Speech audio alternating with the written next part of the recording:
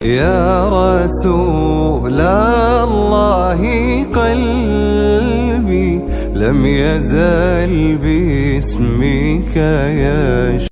إن الله وملائكته يصلون على النبي يا أيها الذين آمنوا صلوا عليه وسلموا تسليما.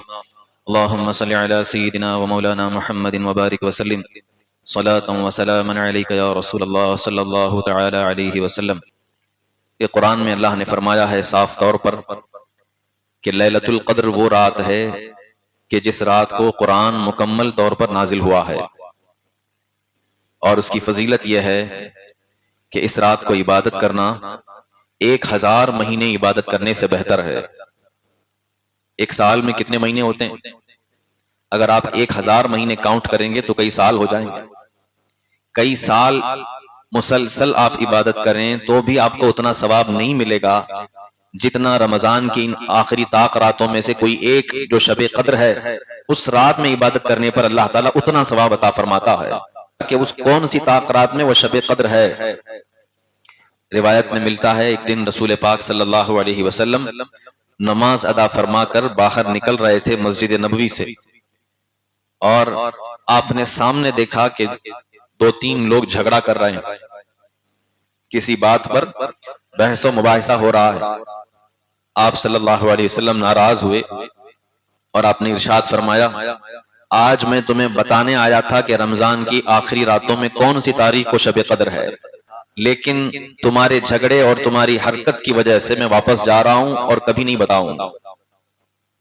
اس امت کے لیے وہ ہمیشہ پوشیدہ رکھ کر آپ صلی اللہ علیہ وسلم نے کوئی جواب نہیں دیا. لیکن بزرگان دین فرماتے ہیں کہ اگر شب قدر کو تلاش کرنا ہے جو 1000 مہینوں سے بہتر ہے، تو اگر آپ تلاش کرنا چاہتے ہیں تو 21 کو، 23 کو، 25 کو، 27 کو، 29 کو، ان 5 راتوں میں سے کوئی نہ کوئی وہ ایک رات ہوتی ہے.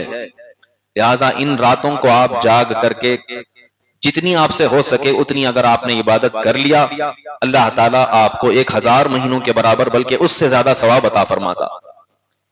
اس لیے پوری دنیا میں ان راتوں کو قیام اللیل کا اہتمام کیا جاتا ہے، یعنی باقاعدہ حرمین میں بھی اس کا اہتمام ہوتا ہے، مدینہ اور مکہ میں بھی، اور دیگر جگہوں پر بھی تراویح کے علاوہ بھی اور بھی نمازیں پڑھائی جاتی ہیں. لوگ پڑھتے بھی ہیں، قرآن کی تلاوت کی جاتی ہے، پوری رات تلاوت میں گزر جاتی. لہٰذا ہمیں زیادہ سے زیادہ کوشش یہ کرنی چاہیے کہ ہم بذات خود جہاں ہمارے گھر سے جو مسجد نزدیک ہو یا جہاں آپ کا دل لگتا ہو، مسجد میں جائیں، بیٹھیں، تسبیح و استغفار کریں. جتنی دیر آپ سے ہو سکے اتنا آپ کریں، کیونکہ نہیں معلوم کہ یہ شب قدر گزرنے کے بعد آئندہ آنے والا سال میں اگلی شب قدر ہمیں ملے گی کہ نہیں ملے گی. میں کئی ایسے چہرے جانتا ہوں جو پچھلے سال ہمارے ساتھ طاقراتوں میں تھے اور وہ ہمارے ساتھ نہیں ہیں، آج قبرستان میں ہیں. اس لیے کوئی گارنٹی نہیں ہے کہ اگلے بار میں بھی اس جگہ پر بیٹھا ہوں گا اور بیان کر رہا ہوں گا یا نہ ہوں گا، وہ تو اللہ بہتر جانتا ہے. اس لیے اپنے حصے کا کام ہمیں کر جانا چاہیے کہ کب پتہ نہیں اللہ کی بارگاہ میں کون سا عمل مقبول ہو جائے. دوسری چیز جو آج مجھے خاص طور پر ذکر کرنی ہے وہ ہے فتح مکہ کے متعلق. 21 رمضان المبارک اسلام میں ایک بہت اہم تاریخ ہے. 21 تاریخ رمضان کی ہے، یہ بہت اہم تاریخ. کیونکہ نبی پاک صلی اللہ علیہ وسلم جس جگہ پیدا ہوئے مکہ میں، اور آپ نے وہیں پر لوگوں کو دین کی دعوت دی 40 سال کے بعد، تو لوگوں نے کیا کیا؟ آپ کو ستایا، پریشان کیا، آپ کے ساتھیوں کو پریشان کیا.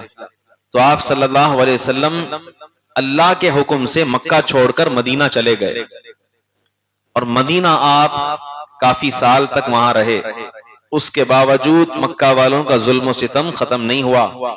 وہاں سے بھی وہ آیا کرتے، کبھی کبھار مدینے کے باہر کچھ آگ لگا دیا، کھجوروں کی منڈی کو، کسی صحابی کو ستا دیا، کسی کو گرفتار کیا، کسی کو قتل کیا، کبھی جنگ کے لیے بلا دیا. تو ایسی کافی چیزیں ہوئیں. بعد میں اللہ تبارک و تعالیٰ نے کافی سال کے بعد نبی پاک صلی اللہ علیہ وسلم کو وہ مقام عطا فرمایا کہ آپ صلی اللہ علیہ وسلم اپنے صحابہ کے ساتھ پھر سے مکہ گئے اور پورا مکہ جو ہے وہ فتح ہوا اور اسلام کے کنٹرول میں آ گیا. اسلام کے کنٹرول میں مکہ آ گیا۔ مکہ وہ شہر ہے کہ جہاں حضرت ابراہیم علیہ السلام نے دعا کی ہے، رب اجعل ھذا البلد آمنا، اے اللہ اس شہر کو تمام شہروں میں برکت والا بنا دے اور اطمینان والا بنا دے، امن و سلامتی والا بنا دے۔ مکہ المکرمہ ایسا شہر ہے، آپ کسی انسان کو کیا کسی جانور کو بھی مار دیں تو بہت بڑا گناہ، بلکہ ایک بار اگر کسی نے کوئی ایک گناہ کیا تو 1,00,000 گناہ کرنے کا گناہ اس کے ذمہ لکھا جاتا ہے۔ کوئی ایک نیکی کا کام کیا تو فرمایا گیا کہ وہ ایک نیکی کرنا گویا کہ 1,00,000 نیکی کرنے کے برابر ہے۔ کتنے بڑے ثواب کی بات ہے۔ تو ایسے مکہ المکرمہ میں رسول پاک صلی اللہ علیہ وسلم نے پھر سے واپس سے کنٹرول حاصل کیا، اور وہاں سے پھر اسلام کا سورج پوری دنیا کے اندر طلوع ہوا۔ میں مختصراً ذکر کرتا ہوں، نبی پاک صلی اللہ علیہ وسلم کے ساتھیوں کو، نبی پاک کو، ہر صحابی کو ستایا گیا، اسلام لانے پر پریشان کیا گیا۔ جو امیر تھے ان سے ان کی جائیدادیں لی گئیں، جو غریب تھے ان کو زمین پر لٹایا گیا، سینے پر پتھر رکھا گیا، بلکہ کچھ صحابیات ہیں جو بوڑھی تھیں، نبی پاک پر ایمان لائی تھی، ان کو ظالموں نے اگر وہ حاملہ تھیں تو ان کے پیٹ میں چھرا گھونپ کر کے مارا ہے۔ اور ایک بوڑھی خاتون ہیں حضرت ام عمارہ، اللہ اکبر، ان کے متعلق ملتا ہے کہ ان کی شرمگاہ میں نیزہ مار کر کے مارا گیا۔ اور کس نے مارا ہے؟ کوئی دشمن نہیں، بلکہ ان کے خاندان والوں نے۔ مکہ کے رہنے والے سب آپس کے خاندان کے لوگ تھے، صرف اس بات سے ناراض تھے کہ یہ لوگ نئے دین کو قبول کر رہے ہیں جو محمد صلی اللہ علیہ وسلم کا دین ہے، اس لیے ان کے ساتھ وہ معاملات ہوتے۔ آخر کار اللہ نے حکم دیا کہ اے محبوب آپ مکہ چھوڑ دیں اور مدینہ چلے جائیں۔ آپ صلی اللہ علیہ وسلم نے ہجرت فرمائی اور آپ مدینہ تشریف لے گئے۔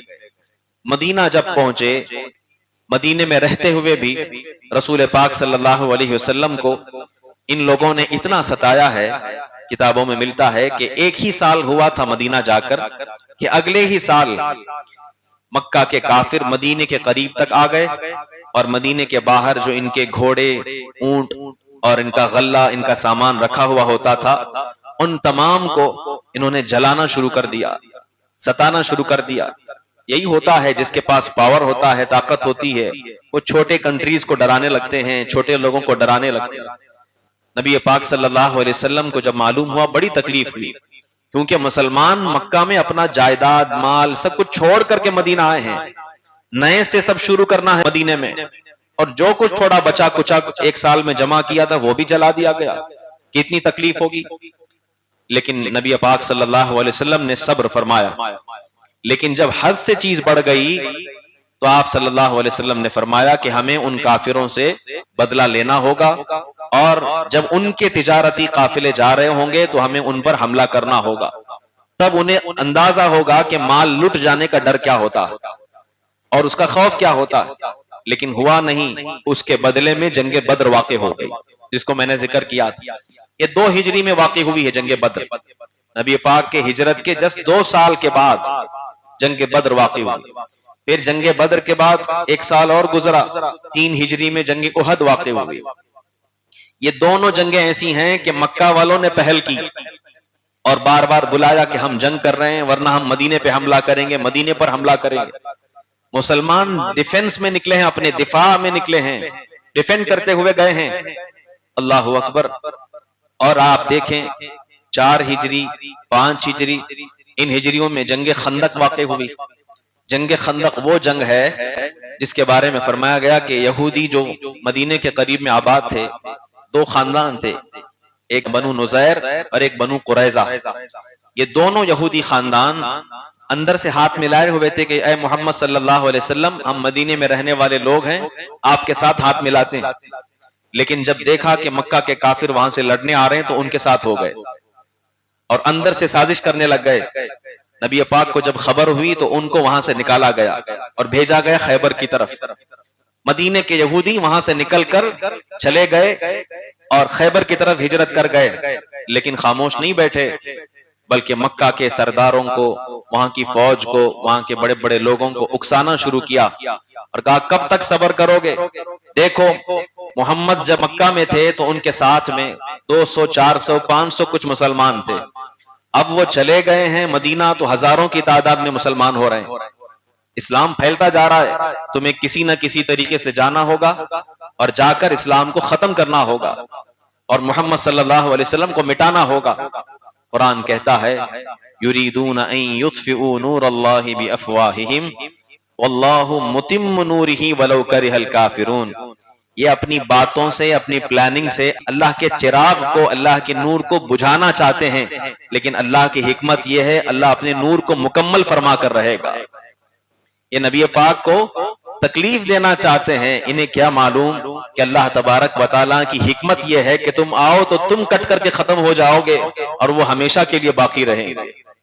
ہوا بھی ایسا، اس طرح کی ماسٹر پلاننگ کی گئی مکہ کے لوگوں نے اور یہودیوں نے مل کر کے کہ اب کی بار ایسا حملہ کریں گے کہ سیدھے مدینے پر دھاوا بول دیں گے اور سنبھلنے کا موقع ہی نہیں ملے گا۔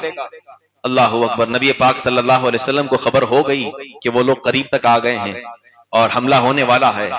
آپ صلی اللہ علیہ وسلم نے ارادہ فرمایا اور حضرت سلمان فارسی رضی اللہ عنہ سے پوچھا کہ کیا کیا جائے، تو انہوں نے عرض کیا یا رسول اللہ ہمارے مدینہ شہر کو محفوظ رکھنا ہے تو ایک تکنیک میں جانتا ہوں جو میں نے فارس میں دیکھا تھا اور بڑے بڑے کچھ ممالک میں دیکھا تھا کہ اپنے قلعے کو، اپنے شہر کو محفوظ رکھنے کے لیے آس پاس بڑی سی خندق کھودی جاتی، بڑا سا گڑھا، ایک گڑھا کھودا جاتا ہے تاکہ جب فوج دشمنوں کی آئے تو اسی میں یا تو گر جائے اور اس کو پار نہ کر پائے، جب وہ آ کر وہاں رک جائیں گے تو ہمارے جو مسلمان ہیں وہ اونچے اونچے گھروں پر کھڑے ہو جائیں گے اور ان پر تیر اندازی کریں گے جس سے وہ بھاگ جائیں گے۔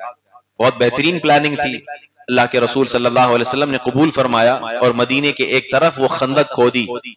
روایت میں ملتا ہے نبی پاک صلی اللہ علیہ وسلم نے خود اپنے ہاتھوں سے خندق کھودی ہے اور آج بھی اس کی کچھ نشانیاں 7 مساجد کے پاس باقی ہیں۔ آپ جائیں گے مدینہ شریف تو وہاں ایک جگہ ہے 7 مساجد، 7 مسجدیں ہیں، اس کے قریب میں وہ خندق کی کچھ نشانیاں ابھی بھی موجود ہیں۔ بتایا جاتا ہے کہ یہ جو گڑھا ہے، یہ خندق ہے، 1400 سال پہلے ہمارے پیارے مصطفیٰ نے اپنے کدال سے کھودا تھا۔ اللہ اکبر۔ نبی پاک صلی اللہ علیہ وسلم کے متعلق ایک اور روایت وہاں ملتی ہے جو ذکر کروں۔ حضرت جابر کہتے ہیں کہ ہم خندق کھود رہے تھے، ایک بڑی سی چٹان وہاں پر آئی جس میں ایک پتھر تھا، ہم اسے توڑنا چاہ رہے ہیں، وہ ٹوٹ نہیں رہا، ہم کافی اس پتھر پر کدال مار رہے ہیں لیکن وہ ٹوٹ نہیں رہا۔ اللہ کے رسول صلی اللہ علیہ وسلم کی بارگاہ میں ذکر کیا گیا یا رسول اللہ یہ پتھر ٹوٹ نہیں رہا ہے، کیا کریں؟ آپ نے فرمایا وہ چیز مجھے دے دو۔ وہ کدال اپنے ہاتھ میں لی، آگے بڑھے اور بسم اللہ پڑھ کر آپ نے جو مارا، ایک ہی مرتبہ میں وہ پتھر چورا چورا ہو گیا اور ایک نور اس سے پھوٹا۔ روایت میں ملتا ہے اس نور کو دیکھ کر میرے آقا نے فرمایا اس کی روشنی سے میں دیکھ رہا ہوں کہ قیصر و کسریٰ دونوں جگہ اسلام کے قبضے میں آ چکے۔ اس زمانے کے امریکہ اور رشیا جیسے کہ آج جیسے امریکہ اور رشیا ہیں، اس زمانے میں قیصر اور کسریٰ 2 سپر پاور تھے۔ اللہ کے رسول فرماتے ہیں اس کی روشنی سے میں نے دیکھا کہ قیصر و کسریٰ اسلام کے دامن میں آ گئے ہیں۔ صحابہ کہتے ہیں کہ ہم رہیں نہ رہیں لیکن اسلام تو باقی رہے گا، قیصر پہ بھی جھنڈا لہرائے گا، کسریٰ پہ بھی لہرائے گا۔ اللہ اکبر۔ پھر کیا ہوا؟ خندق واقع ہوئی۔ جنگ خندق کے بعد 7 ہجری میں جنگ خیبر واقع ہوئی۔ یہودی وہاں سے سازش کر رہے تھے، لہٰذا ان کے ساتھ جنگ ہوئی اور ان کو وہاں سے بھی نکالا گیا۔ اس کے درمیان مکہ والوں کے ساتھ ایک ایگریمنٹ ہوا تھا جو قابل ذکر ہے۔ وہ کیا تھا؟ ایک مرتبہ نبی پاک صلی اللہ علیہ وسلم اپنے صحابہ کے ساتھ ارادہ فرماتے ہیں کہ مجھے مکہ جانا ہے اور عمرہ ادا کرنا، کیونکہ مکہ سے آئے ہوئے آپ کو 7 سال ہو چکے تھے اور آپ مکہ نہیں گئے تھے۔ آپ بتائیں جس جگہ آپ پیدا ہوئے ہوں، 53 ایئرس آپ کی زندگی کے جہاں گزرے ہوں، اور وہ شہر جو حضرت ابراہیم علیہ السلام کا بسایا ہوا شہر ہو، جہاں پر اللہ کا مقدس گھر ہو، کیا اس شہر سے پیار نہیں ہوگا؟ ہر کسی کو اپنے شہر سے پیار ہوتا ہے، پھر تو وہ مکہ ہے۔ نبی پاک کو بڑی تکلیف تھی کہ مکہ چھوڑ کر کے مجھے آنا پڑا ہے۔ جب آپ آئے تھے تب بھی آپ نے فرمایا تھا اے مکہ اگر میری قوم مجھے نہ نکالتی تو میں کبھی تجھے چھوڑ کر نہ جاتا۔ آپ کی آنکھوں میں آنسو تھے، مکہ سے آپ کو اتنی محبت تھی. مکہ وہ جگہ ہے جہاں آپ پیدا ہوئے، آپ کے اپنے ماں باپ وہاں رہے ہیں، آپ کا گھر حرم کعبہ کے قریب ہے. اللہ اکبر. نبی پاک صلی اللہ علیہ وسلم نے ارادہ کیا کہ عمرہ کرنا ہے. عمرہ کے ارادے سے سارے احرام باندھ لیا گیا، ساتھ میں جانور لے لیے گئے جو اللہ کی راہ میں ذبح کرنے تھے، اور کافی صحابہ ساتھ میں تھے، تقریباً 3000 کے قریب صحابہ ساتھ میں تھے. نکل پڑے. جب مکہ کے قریب پہنچے تو پتا چلا کہ مکہ والے جنگ کی تیاری کر رہے ہیں. 7 سال کے بعد، ان 7 سالوں میں جنگ بدر بھی ہوئی، احد بھی ہوئی، خندق بھی ہوئی، خیبر بھی ہوئی، بہت سارے غزوات سریات ہوئے. اب بھی مکہ والوں کو سکون نہیں، اور وہ کہہ رہے ہیں کہ اگر محمد مکہ میں داخل ہوں گے، انٹر ہوں گے، تو ہم تلوار سے ان کا مقابلہ کریں. نبی پاک صلی اللہ علیہ وسلم نے فرمایا میں تو عمرہ کے لیے جا رہا ہوں، اور احرام کی حالت میں تو ایک مچھر بھی نہیں مارا جا سکتا، ایک جوں بھی نہیں ماری جا سکتی، آپ کے بدن کا بال بھی نہیں توڑا جا سکتا، خوشبو نہیں لگائی جا سکتی. اللہ اکبر. احرام کی حالت میں تو ہر چیز آپ کے لیے حرام ہو جاتی. ایسے میں جنگ کیسے جائز ہوگی، وہ بھی مکۃ المکرمہ میں؟ آپ نے فرمایا ہمارا کوئی ایسا ارادہ نہیں ہے. انہیں بتاؤ ہم جائیں گے، طواف کریں گے، سعی کریں گے، قربانی کریں گے اور واپس آ جائیں. کوئی اور دوسرا ہمارا ارادہ نہیں ہے. لیکن مکہ والوں نے کہا نہیں، اگر محمد اپنے ساتھیوں کے ساتھ آئیں گے تو ہم جنگ کریں گے. آخر کار اللہ کے رسول صلی اللہ علیہ وسلم نے حضرت عثمان غنی کو بھیجا اور کہا کہ آپ جاؤ، جا کر کے ان کو خبر دو اور بتاؤ، انہیں سمجھا کر کے آؤ کہ ہم جنگ نہیں چاہتے. حضرت عثمان غنی جب گئے تو مکہ کے کافر کتنے خطرناک ہیں آپ دیکھیے. عثمان غنی رضی اللہ عنہ چونکہ امیر ترین شخص ہیں اور بڑی عزت ان کی پہلے سے بھی رہی ہے مکہ میں. مکہ کے لوگ کہتے ہیں اے عثمان تم میڈیٹر بن کر کے آئے ہو، تمہاری عزت کرتے ہیں، تم چاہو تو جاؤ، عمرہ کر لو، طواف کر لو، سعی کر لو اور واپس چلے جاؤ، لیکن تمہاری بات ہم نہیں مانیں گے کہ محمد آئیں. حضرت عثمان غنی فرماتے ہیں مصطفیٰ کے بغیر میرا عمرہ ادا کرنا کیا کرنا ہے، جب تک ہمارے آقا تشریف نہیں لائیں گے عثمان قسم خدا کی عمرہ نہیں کر سکتا. آپ نے کہا میں عمرہ نہیں کروں گا ہمارے آقا کے بغیر، وہ جب تک نہ آئیں گے میں عمرہ نہیں کروں گا. جب یہ بات انہوں نے کہی ان کو گرفتار کر لیا گیا اور ادھر لڑائی والی صورت پیدا ہو گئی. نبی پاک صلی اللہ علیہ وسلم نے حتی المقدور کوشش کی کہ اس میں کوئی جنگ واقع نہ ہو اور سمجھایا گیا. آخر کار اس بات پر دونوں لوگوں میں ایگریمنٹ ہوا. مکہ والے آئے، انہوں نے ایگریمنٹ کیا اور کہا کہ ٹھیک ہے ہم آپ کو عمرہ کرنے کی اجازت دیں گے، لیکن اگلے سال، اس سال آپ یہیں پہ اسی میدان میں، مکہ سے بہت باہر دور ہے حدیبیہ ایک جگہ، کہا کہ وہیں پر آپ اپنے بال کاٹ لیں گے، صاف کر لیں گے، قربانی کر دیں گے، احرام اتار دیں گے اور واپس چلے جائیں گے، مکہ کے اندر داخل نہیں ہوں گے. ہماری شرط ہے اگلے سال دیکھا جائے گا، اگلے سال آپ عمرہ کریں. نبی پاک صلی اللہ علیہ وسلم نے کہا ٹھیک ہے تمہاری مرضی میں قبول کرتا ہوں، اور کہا کہ آج کے بعد سے مکہ سے کوئی شخص بھاگ کر کے اگر مدینہ آئے مسلمان بن کر کے تو آپ اسے اپنے پاس نہیں رکھیں گے بلکہ اس کو ریٹرن واپس کر دیں گے. آپ صلی اللہ علیہ وسلم نے فرمایا ٹھیک ہے یہ بھی گوارا ہے. کہا کہ ہمارے حلیف ہر کسی ایک کنٹری کے، کسی ایک شہر کے، ایک کسی قبیلے کے 7 دوست بھی کچھ قبیلے ہوتے ہیں. نبی پاک صلی اللہ علیہ وسلم کا ساتھی قبیلہ تھا جس کا نام تھا بنو خزاعہ، اور مکہ کے کچھ حلیف تھے، کچھ اور قبیلے تھے. مکہ والوں نے کہا کہ ہمارے لوگ ایک دوسرے کے قبیلے کو نقصان نہیں پہنچائیں گے، اگر نقصان پہنچائیں گے تو ایگریمنٹ ٹوٹ گیا، ایسا سمجھا جائے گا. نبی پاک نے فرمایا ٹھیک ہے یہ بھی منظور ہے. ساری چیزیں منظور کی گئیں. اس وقت حضرت عمر رضی اللہ عنہ بہت جلال میں تھے. روایت میں ملتا ہے کہ آ گئے رسول پاک کی بارگاہ میں، عرض کیا یا رسول اللہ کیا آپ اللہ کے سچے رسول نہیں ہیں؟ آپ نے فرمایا اے عمر کیسی بات کرتے ہو، کیا ہمارا اللہ حی اور قیوم نہیں ہے؟ اللہ کے رسول نے فرمایا اے عمر کیا ہو گیا ہے، کیوں ایسا پوچھتے ہو؟ حضرت عمر عرض کرتے ہیں یا رسول اللہ علیہ السلام آپ ان کافروں سے صلح کر رہے ہیں، ان کافروں کی بات آپ مان رہے ہیں، ہم نے تو بدر میں ان کے پرخچے اڑا دیے ہیں، 313 کی عدد میں ان کے 1000 لوگوں کا ہم نے مقابلہ کیا، احد میں ہم نے ان کو پچھاڑ دیا ہے، خندق میں ان کو بھگا دیا ہے، یہ ہم سے کانپتے ہیں. یا رسول اللہ ابھی آپ اجازت دے دیں، احرام اتاریں گے اور پورا مکہ آپ کے کنٹرول میں لا کر دکھائیں گے. رسول پاک صلی اللہ علیہ وسلم نے فرمایا اے عمر صبر کرو، میں جو کرتا ہوں وہ اللہ کے حکم سے کرتا ہوں، اپنی مرضی سے نہیں کرتا. حضرت عمر کہتے ہیں ادب کے دائرے میں رہتے ہوئے تھوڑی سی تیز گفتگو میں نے کر دیا تھا، زندگی بھر مجھے اس کا غم رہا کہ میں نے اس دن رسول پاک سے اس طرح تیز کلامی کی، اور اس کے بدلے میں انہوں نے کافی روزے رکھے، کافی نمازیں پڑھی اور دعائیں بھی کی تھی، اے اللہ اس دن رسول پاک کی بارگاہ میں تھوڑا سا تیز میری آواز ہو گئی تھی، معاف فرما دے۔ حالانکہ رشتے میں سسر لگتے ہیں حضور کے، حضرت عمر نبی پاک کے سسر لگتے ہیں، ان کی بیٹی نبی پاک صلی اللہ علیہ وسلم کی زوجہ ہیں حضرت حفصہ، اس کے باوجود ادب و احترام کیسا۔ بہرحال نبی پاک صلی اللہ علیہ وسلم فرماتے ہیں جو میری نگاہ دیکھ رہی اے عمر وہ تم نہیں دیکھ رہے ہو۔ کہا کیا؟ کہا کہ میری نگاہ دیکھ رہی کہ انشاءاللہ ہم مکہ جائیں گے بھی بنا لڑائی کے، مکہ کو کنٹرول میں لے لیں۔ تعجب کی بات تھی، مکہ والے جو سارے لوگوں کو ستائے ہوئے ہیں وہ کیسے آسانی کے ساتھ مکہ حوالے کریں گے؟ سوال ہی نہیں پیدا ہوتا تھا۔ لیکن اللہ کے رسول نے جب فرما دیا، صحابہ نے کہا ہمیں آپ کی بات پہ یقین ہے۔ وہاں سے واپس مدینہ گئے، مدینہ پہنچے، روایت میں ملتا ہے ابھی صرف 1 سال یا 2 سال بھی نہیں ہوئے تھے کہ جن باتوں پہ ایگریمنٹ ہوا تھا ان باتوں میں سے کئی شرطوں کو مکہ والوں نے خود توڑ دیا۔ اور ظاہر سی بات ہے اگر ایگریمنٹ ٹوٹ گیا تو پھر اس کے بعد پھر سے یا تو رینیو کرنا پڑے گا یا تو جنگ واقع ہوگی، پھر سے ہر ایک کو اپنے اپنے طور پر اختیار ہوگا۔ ہوا ایسا کہ مدینے کے حلیف ایک خاندان تھا، قبیلے بنو خزاعہ، ان کے لوگوں کو مکہ والوں نے پکڑ کر قتل کر دیا۔ ان کو قتل کرنا ایسا ہی تھا جیسا کہ مسلمانوں میں سے انصار اور مہاجرین کو قتل کرنا۔ رسول پاک نے فرمایا تو وہ ہمارے ساتھی ہیں، ان کو مارو گے تو ہم جنگ کرنے کے لیے آئیں گے۔ ظاہر سی بات ہے جب ان کو قتل کیا گیا اور خبر پہنچی، نبی پاک نے خبر بھجوا دی اور ارشاد فرمایا قسم خدا کی میں ایک ایسی فوج لے کر کے مکہ پر حملہ آور ہوں گا کہ تم ہمیشہ یاد کرو گے کہ تم نے بنو خزاعہ پر ہاتھ کیوں ڈالا۔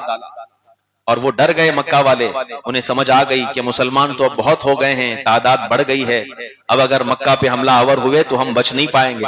اس لیے اپنے ایک سردار کو جس کا نام ابو سفیان ہے تیار کیا اور کہا جاؤ محمد کو تھوڑا منا کے آؤ، سمجھا کے آؤ، بغور سماعت کریں۔ ابو سفیان اس وقت مسلمان نہیں ہوئے تھے، ابو سفیان وہاں سے کافروں کی طرف سے آئے، مدینے میں آئے، اور جانتے ہیں سب سے پہلے کس کے گھر پر گئے؟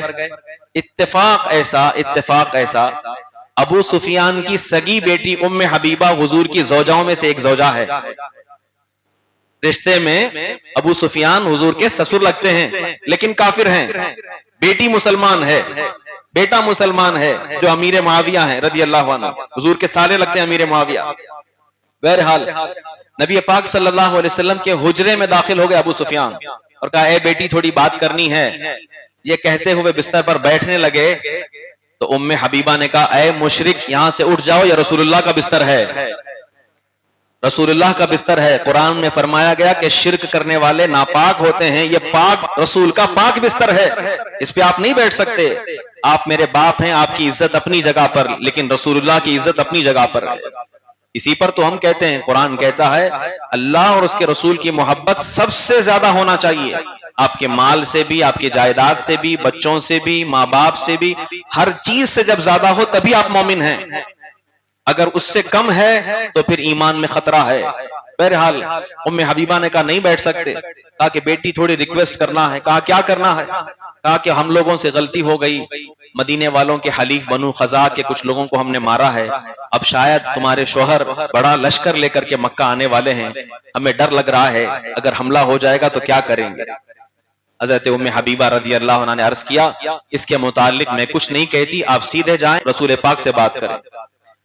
ابو سفیان دوڑتے ہوئے گئے مسجد نبوی کی طرف، اندر داخل ہوئے، رسول پاک وہاں موجود تھے، جا کر کے کہا اے محمد مجھے کچھ آپ سے بات کرنی ہے، ایسا ایسا معاملہ ہوا ہے۔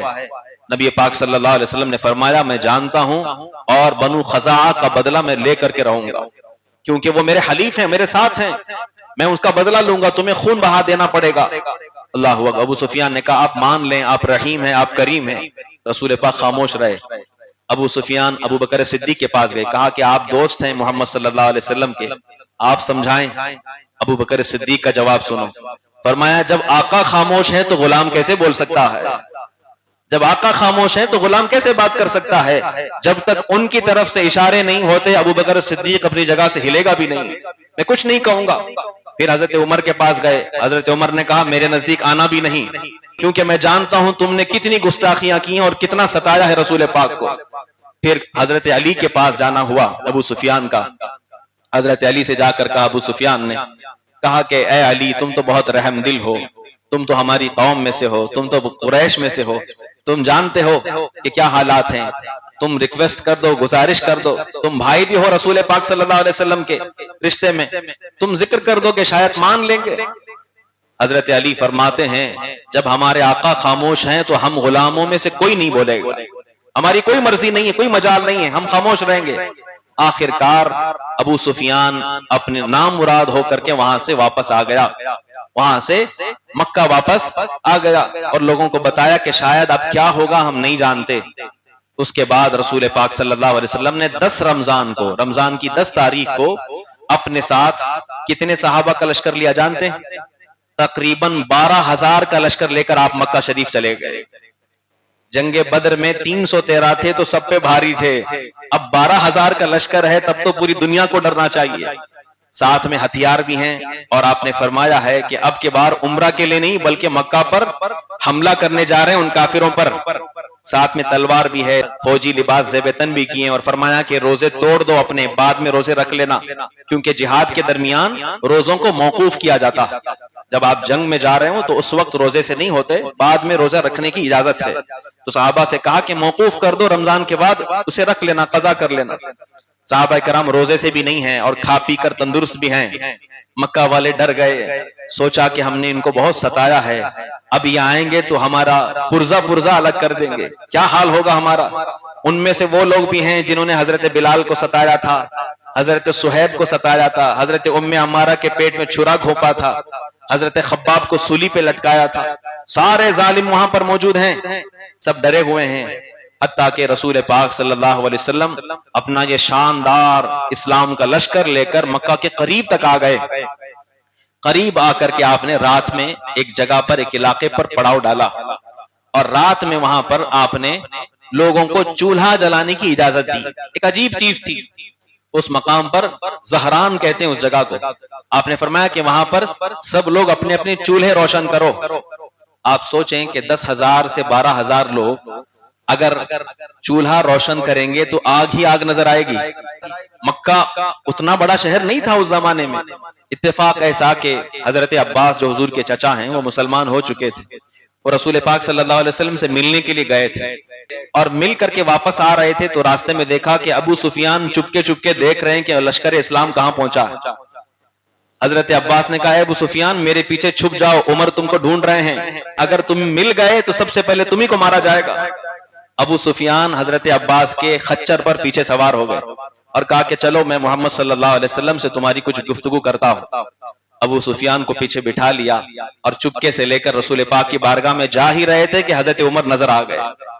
حضرت عمر دیکھتے ہوئے تیزی کے ساتھ رسول پاک کی بارگاہ میں گئے. یا رسول اللہ اجازت ہو تو شروع کر دیا جائے. ابو سفیان سب سے بڑا دشمن رسول ہے, دشمن خدا ہے, سامنے آ چکا ہے اور اس پر تو قتل کرنا واجب ہے, کئی مسلمانوں کو مارا ہے اس نے, آپ اجازت دیں ابھی اس کی گردن اڑاؤں گا. رسول پاک فرماتے ہیں اے عمر صبر کرو, دیکھتے ہیں کیا بات کرنے کے لیے آیا ہے. حضرت عباس عرض کرتے ہیں یا رسول اللہ علیہ السلام, آپ سے بس اتنی گزارش کرنی ہے کہ ابو سفیان کو میں لایا ہوں اور اپنے ماتحت بنا کر کے لایا ہوں, لہٰذا میں نے اس کو امان دے دی ہے, آپ بھی اس کو امان عطا کر دیں. امان کا مطلب ہوتا ہے سیفٹی دے دینا کہ ہم نہیں ماریں گے. اللہ کے رسول نے فرمایا اے چچا جس کو آپ نے امان دی ہم نے بھی امان دے دیا. اور پھر پوچھا اے ابو سفیان کیا اب بھی یقین نہیں آیا کہ اللہ ہے, میں اللہ کا رسول ہوں؟ ابو سفیان نے کہا ہاں اب تو یقین آ گیا ہے کہ آپ کا رب سچا ہے, لیکن ابھی بھی شک ہے کہ آپ اللہ کے رسول ہیں کہ نہیں. ابھی بھی شک ہے کیونکہ مجھے کچھ شبہ ہوتا ہے کہ آپ سچ میں اللہ کے رسول ہیں کہ نہیں, لیکن آپ کا رب ہے یہ بات کا یقین ہو گیا. کہا کیسے؟ کہا کہ اگر ہمارے بتوں کے پاس طاقت ہوتی تو آج ہمیں بچانے آ جاتے, آج بچانے آ جاتے. آج ہم دیکھ رہے ہیں آپ اتنا بڑا لشکر لے کر کے آئے ہیں اور ہمارے بت خانہ کعبہ کے اندر ویسے ہی پڑے ہوئے ہیں. نبی پاک صلی اللہ علیہ وسلم نے فرمایا ان قریب تمہیں بھی یقین آ جائے گا کہ میں ہی اللہ کا سچا رسول ہوں. ابو سفیان باتیں کر ہی رہے تھے. روایت میں ملتا ہے کہ اسی وقت نبی پاک صلی اللہ علیہ وسلم کی گفتگو میں اتنا محو ہوئے, اتنا ان کی باتوں سے وہ لطف اندوز ہوئے، انہوں نے کہا کہ چاہے جو ہو جائے، مکہ والے مجھے جو چاہے کہہ لیں، میں آپ کا کلمہ پڑھتا ہوں اور مسلمان ہوتا ہوں۔ شروع میں پکے مسلمان نہیں تھے، ان کو یقین نہیں تھا، متزلزل تھے، لیکن کلمہ پڑھ لیا تھا انہوں نے۔ کلمہ پڑھ کر کے کہا کہ ٹھیک ہے، اب میں تو بچ گیا، مجھے تو نہیں مارا جائے گا۔ لیکن مکہ کی فکر تھی ابو سفیان کو، مکہ میں میری بیوی کیا بولے گی، جو ہندہ ہے، جو عتبہ کی بیٹی ہے، اللہ اکبر، جس نے امیر حمزہ کا کلیجہ چبایا ہے، اور کافی لوگ ہیں مکہ کے، وہ مجھے کیا کہیں گے کہ بزدل ہے، جا کے مسلمان ہو گیا، اتنے سال تک مسلمان نہیں ہوا، اب ہو گیا۔ اللہ اکبر۔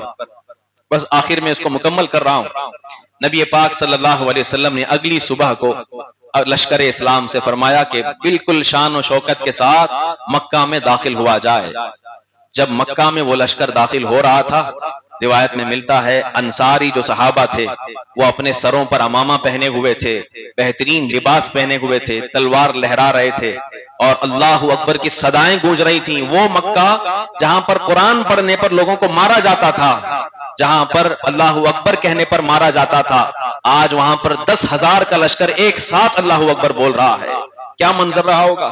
اور مکہ میں کوئی ساتھ نہیں دے رہا، ساری فوج ادھر ادھر ہو گئی ہے، لوگ ڈر کر کے بھاگ رہے ہیں، ادھر ادھر ہیں۔ نبی پاک صلی اللہ علیہ وسلم کی اونٹنی جیسے ہی مکہ میں داخل ہوئی، نبی پاک صلی اللہ علیہ وسلم نے بلند آواز سے ارشاد فرمایا، کہا کہ اے لوگو، آج کا دن رحمت کا دن ہے، کسی کو قتل نہیں کیا جائے گا، جو خانہ کعبہ کے احاطے میں چلا گیا اسے امان دے دیا گیا، مسجد حرام جو آج ہے وہاں چلا گیا اس کو نہیں مارا جائے گا۔ پھر میرے آقا نے فرمایا کہ جس نے ہتھیار ڈال دیا، جو لڑنے کے لیے نہیں آیا، اس کو بھی امان دے دیا جائے گا۔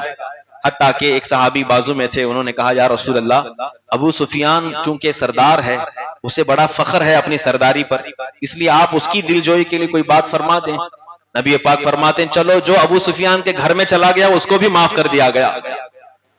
اب یہ بات جب مشہور ہوئی تو سارے مکہ والے جو تھے ابو سفیان کے گھر میں گھسنے لگ گئے، جان بچانی ہے سب کو، کیونکہ محمد صلی اللہ علیہ وسلم اپنے لشکر کے ساتھ آ چکے ہیں، اور سارے ظالم وہاں پر ہیں جنہوں نے سب کو ستایا ہے، بڑے بڑے ظلم کیے ہیں، وہ سب موجود ہیں، سب ادھر ادھر چھپنے لگے، جمع ہونے لگے۔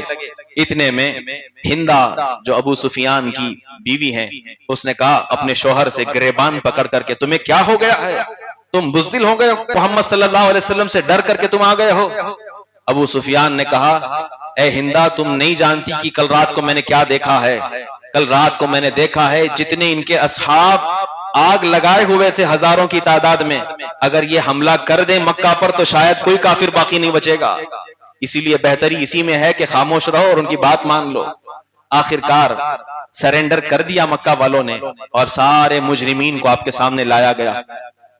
رسول پاک صلی اللہ علیہ وسلم حرم کعبہ میں داخل ہوئے، اور آپ نے سب سے پہلے فرمایا کہ خانہ کعبہ کے اندر جو بت رکھے ہوئے تھے جن کی یہ لوگ پوجا کرتے تھے، ان سب کو صاف کیا جائے۔ جب تک سارے بت باہر نہیں نکالے گئے آپ نے قدم بھی اندر نہیں رکھا، سارے بتوں کو باہر نکالا گیا، اور اس کے بعد سب کے سامنے کھڑے ہو کر کے آپ نے بلند آواز میں خطاب فرمایا اور پوچھا، اس میں سارے مجرمین ڈرے ہوئے ہیں، 10,000 سے 12,000 کا لشکر ہے جن کے ہاتھوں میں تلوار ہیں، اور مکہ میں جو جو ظالم ہیں سب کو پکڑ کر کے گرفتار کیا گیا۔ صحابہ بھی خوش ہیں کہ آج موقع ملے گا سب کی گردن اڑانا ہے۔ ظاہر سی بات ہے، آپ اگر کسی کو قتل کریں گے، آپ کے گھر والوں کو ماریں گے، جائیداد قبضہ کریں گے، اسلام میں تو بدلہ ہے، قانونی اعتبار سے ان سے مواخذہ کیا جائے گا۔ حضرت بلال کہتے ہیں میں تو دیکھ رہا تھا کہ جس نے مجھے ستایا ہے آج موقع مل رہا ہے مجھے۔ کافی صحابہ کرام اس انتظار میں تھے کہ اب نبی پاک کے لب کھلیں گے اور کہا جائے گا جو جس نے ستایا ہے اس کو گرفتار کر کے لے چلو مدینہ، اس کے ساتھ وہاں معاملہ کیا جائے گا۔ لیکن جب آپ کے لبہائے اقدس کھلے، وہ کیا ہے؟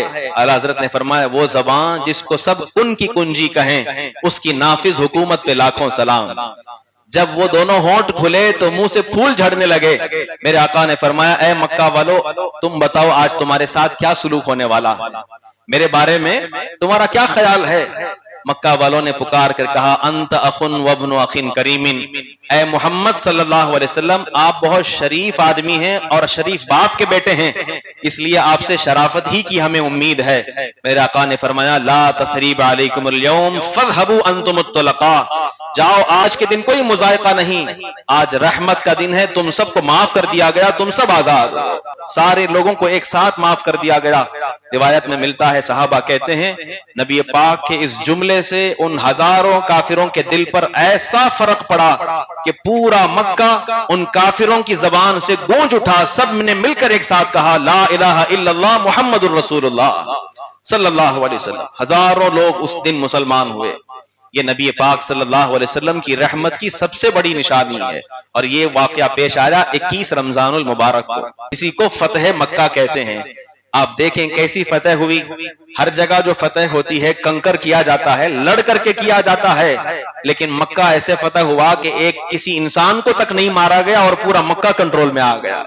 یہ نبی پاک صلی اللہ علیہ وسلم کی رحمت کا نتیجہ ہے اور اللہ کی برکت کا نتیجہ ہے۔ بہرحال ایک واقعہ آخر میں ذکر کر دوں اور اپنی بات مکمل کروں۔